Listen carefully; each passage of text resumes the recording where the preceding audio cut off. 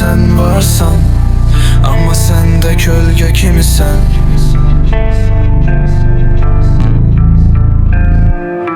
Sessiz küçələr, addımım soyuq, gözlərimdə dəniz, içimdə boğulub çox.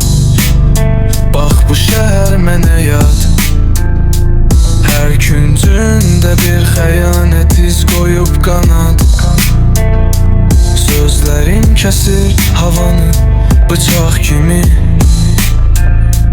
vicdanım danışır amma susur ritim kimi. Yıxıldım çox amma qalxdım yenə, çünki arxını daşımaq mənim sənətim idi.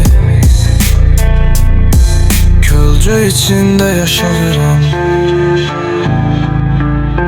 heç kim görmür içimdəki qaranlıq yaraları. Gecə mənim dostumdur, işıqdan qorxuram çünki orada yalan var hamısı.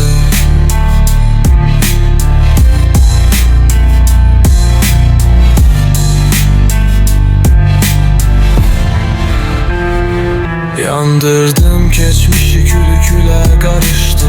Ürəyimdə səssiz bir partlayış başladı.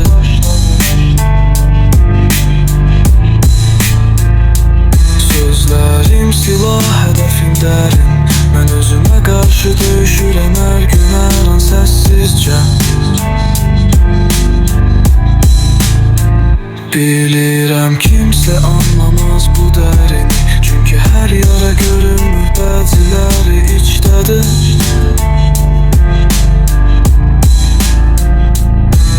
Əl uzadan yox amma problem deyil, qaranlıq mənə ana kimi qucaq açır, bəli.